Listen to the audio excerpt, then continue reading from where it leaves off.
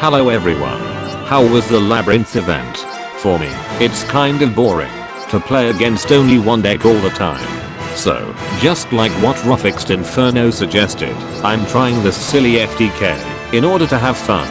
It's a 2 cards combo that requires nothing else. But we can play additional quick play fusion and trap fusion cards to summon more monsters. The goal is simple. Use chain material to summon a 10 materials Infernoid Tira to get rid all of our opponent's cards in hand. Normally people will just give up if it happens, but we can still play more fusion cards. In order to break our opponent even further, I'm using the Branded Despia engine for the additional fusions. Branded in red requires a non-fusion Despia in the graveyard in order to fusion. So we need to play 3 tragedies in order to maximize the chance to mill it. Branded Banishment on the other hand requires a previously summoned fusion monster or a non-fusion Despia in the graveyard. Also, the other benefit of playing the engine is the fact that we can summon taxed dragons when we don't open with the FTK hand. Other than that, some of the cards also has restrictions. 1. Trap Trick. Can only use 1 trap after activating, so it's impossible to do the combo with Necro Fusion or Banishment if we need to search chain material with Trap Trick. 2. Rapid Trigger. Can only attack monsters that were summoned from the extra deck. 3. Necro Fusion. Banish the materials face down and can't attack the turn it is summoned, just like Branded in red. 4.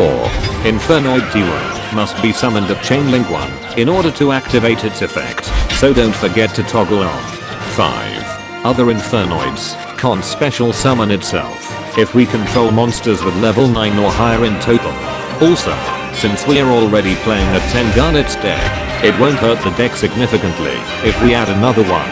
So we can play the main deck Grapher to summon the Fusion Grapher for an Omni-Negate. The main deck Grapher is also useful for going second, because we are playing a discard draw engine. We can fuse it with Tragedy as a material, so we always have a card for the discard cost. Because chain material turns Necro Fusion's materials to banish face up instead of the usual face down, it's possible to activate Tragedies on banish effect. Other than that, all monsters summoned using chain material will be destroyed in the end phase, but it's possible to protect Tira with Voidseer and all fusion monsters with Branded opening. It's also possible to bring it back with Branded Banishment on the following turn.